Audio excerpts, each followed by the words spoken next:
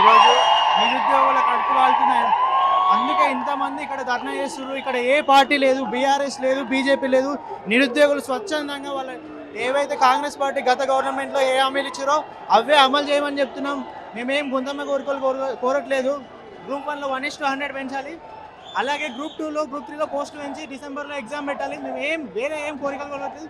మీకు రేవంత్ రెడ్డి గారు మీకు మొత్తం రాంగ్ గైడెన్స్ ఎవరిస్తారో తెలియట్లేదు. మీరు నిరుద్యోగులను చాలా చులకన భావంతో మాట్లాడుతున్నారు. ఇది పద్ధతి కాదు.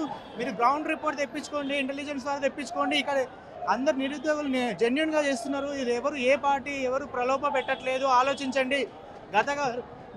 మీరు ఇట్లనే చేస్తే తర్వాత మీ పరిస్థితి ఏందో ఆలోచించుకొని ఖచ్చితంగా గ్రూప్ 2 గ్రూప్ 3 పోస్టులు పెంచాలి. గ్రూప్ 2 గ్రూప్ 3 సేమ్ సిలబస్ కాబట్టి గ్రూప్ 2ని తీసుకుపోయి డిసెంబర్లో నింపాలి. అంటే group 2 group 3 same syllabus group 2ని తీసుకుపోయి డిసెంబర్లో నిర్వహించాలని మేము నిరుద్యోగుల తరపున డిమాండ్ చేస్తున్నాం. ఫస్ట్ గ్రూప్ 1 అనేది అది డిస్క్రిప్టివ్ టైప్, గ్రూప్ 2 అనేది ఆబ్జెక్టివ్ టైప్. అందుకే కాబట్టి గ్రూప్ 2ను పోస్ట్ పోన్ చేసి డిసెంబర్లో నిర్వహించాలని మేము కోరుకుంటున్నాం.